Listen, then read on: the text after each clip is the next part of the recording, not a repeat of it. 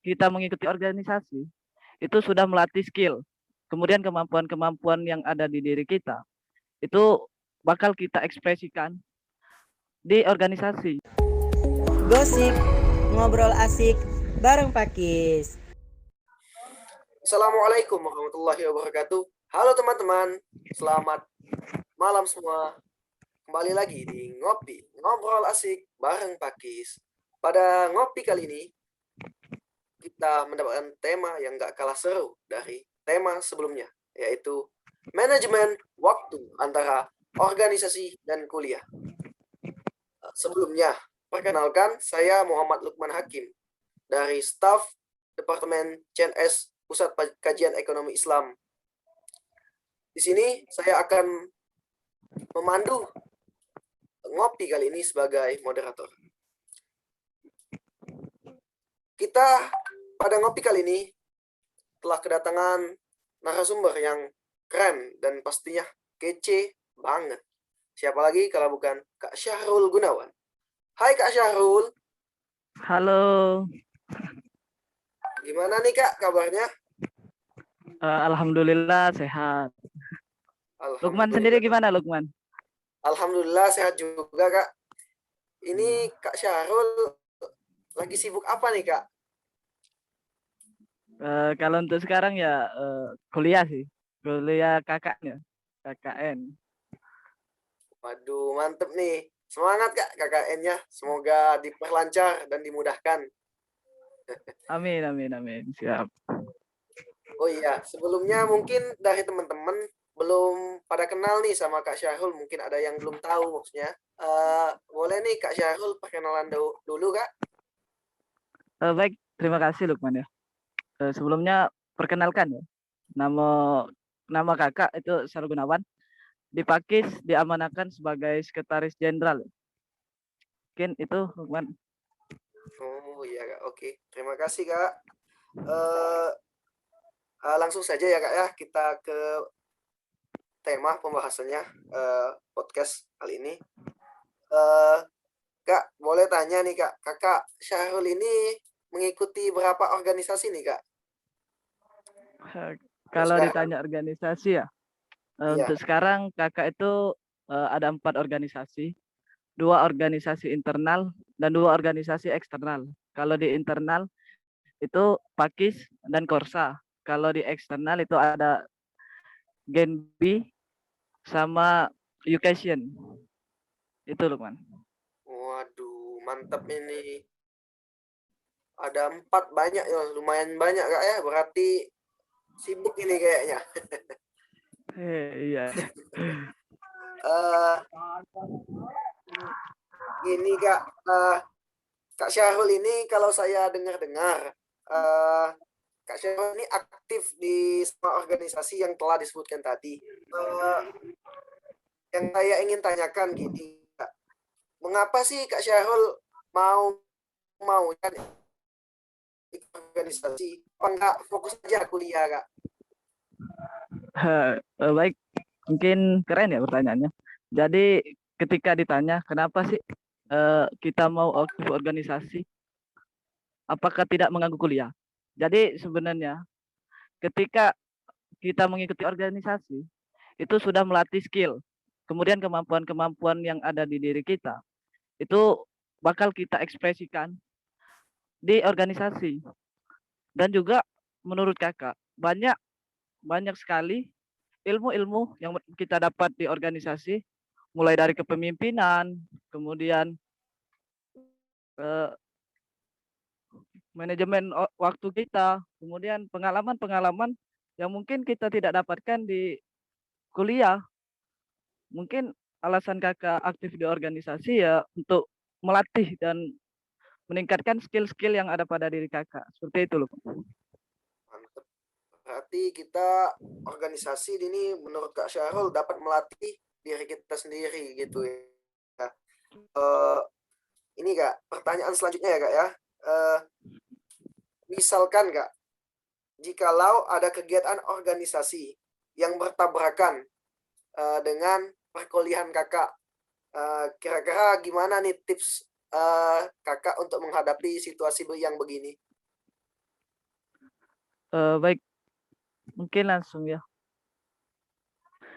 Ketika kita diperlihatkan oleh dua organisasi yang memerlukan kita untuk datang dan sebagainya ya. Dan organisasi itu sama-sama memerlukan kita. Kita di situ penting. Jadi solusinya itu sebenarnya nggak terlalu ribet. Kita hanya butuh memanajemen waktu kita. Jadi kita lihat urgensinya. Jadi yang mana yang harus kita dahulukan. Dan juga cara kita bagaimana untuk memanajemen waktu itu. Jangan sampai kita malah memilih satu organisasi yang menurut kita butuh. Padahal sebenarnya dua-duanya penting. Jadi untuk mengatasi hal itu, kita kembali ke manajemen waktu. Yakin sih kalau anak organisasi, organisasitor tuh pasti memiliki plan-plan, rencana-rencana yang sudah mereka pikirkan. Jadi ketika dua organisasi itu bertabrakan, kembali lagi kita memanajemen waktu kita.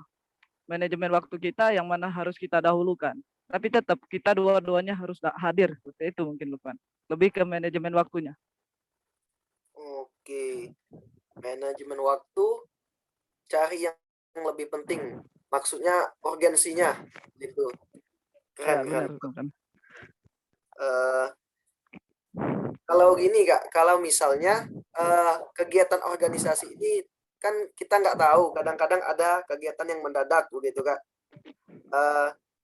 Kira-kira Kak, jikalau kegiatan organisasi ini mendadak, ada kegiatan organisasi yang mendadak maksud saya, namun di waktu yang bersamaan hal yang mendadak itu juga termasuk ke dalam kegiatan perkuliahan kita Kak. Itu bagaimana apa namanya mengaturnya agar tidak ada yang tersingkirkan gitu Kak. Baik, mungkin pertanyaannya keren-keren ya. Jadi ketika kita dihadapkan antara organisasi dan kuliah, kita kembali ke tujuan awal kita. Kita masuk universitas itu untuk kuliah dan membanggakan kedua orang tua pastinya ya. Jadi kalau ketika kakak dihadapkan dua hal yang seperti itu, otomatis kakak mengutamakan kuliah. Kenapa kok kuliah? Karena tujuan awal kita itu kuliah, bukan organisasi. Organisasi itu hanya mengikuti. Jadi organisasi itu jangan kita anggap nomor satu. Tetap nomor satu itu kuliah. Jadi untuk pendamping ya baru organisasi. Jadi kita dahulukan dulu kuliah kita. Ketika kuliah kita udah selesai, barulah kita ke organisasi tersebut. Jadi kembali lagi kita harus memanajemen waktu kita. Jadi kita itu kalau bisa diatur jam berapa kita harus datang organisasi, kemudian kapan kita harus mengerjakan tugas kuliah. Jangan sampai malah organisasi membuat kuliah kita teledor seperti itu. Mungkin itu sih kalau menurut kakak, bukan? Oke Kak, terima kasih. Ini lebih bagus berarti kita pakai schedule berarti untuk mengatur waktu-waktunya begitu. Oke. Ya, benar. Gini Kak, kalau nggak salah Kak Syahrul ini udah semester 6 ya. Berarti udah 3 tahun di perkuliahan. Nah, kira-kira Kak, ada nggak hal-hal yang menurut Kakak berkesan yang mungkin masih terngiang-ngiang sampai sekarang di dalam organisasi atau di perkuliahan yang mungkin belum terlupakan Kak? Baik, baik, baik. Keren ya pertanyaannya. Jadi kalau untuk pengalaman berkesan untuk di perkuliahan, mungkin menurut kakak yang paling berkesan itu ketika dosen-dosen itu memberikan materi. Kemudian ya ketika dosen memarahi itu menurut kakak hal yang berkesan. Jadi ketika dosen memarahi kita ya kita itu terlatih. Bagaimana kita tuh harus mengevaluasi diri kita untuk kedepannya. Jadi menurut kakak sih dosen nggak mungkin lah ya marah tanpa sebab.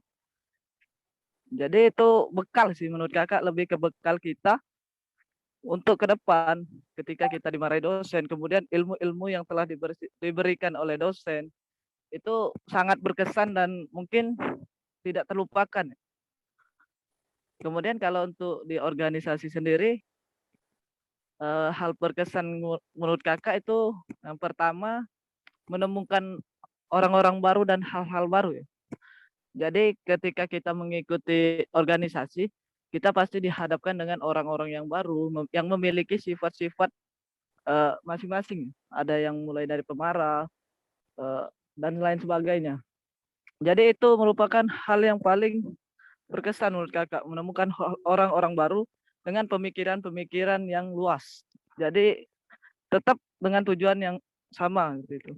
Kemudian yang kedua, hal berkesan menurut kakak ketika kakak menjadi ketua pelaksana. Nah, ketika kakak menjadi ketua pelaksana, menurut kakak itu sangat-sangat berkesan.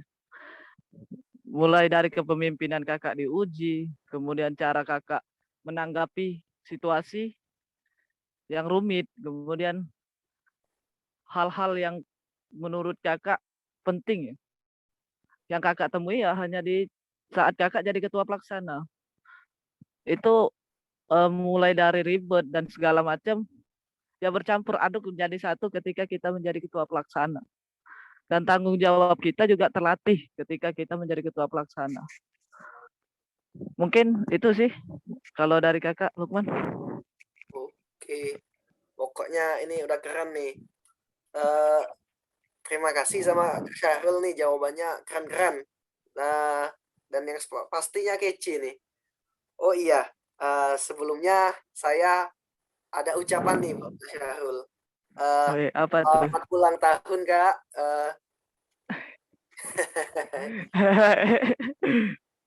Terima kasih ya Lukman.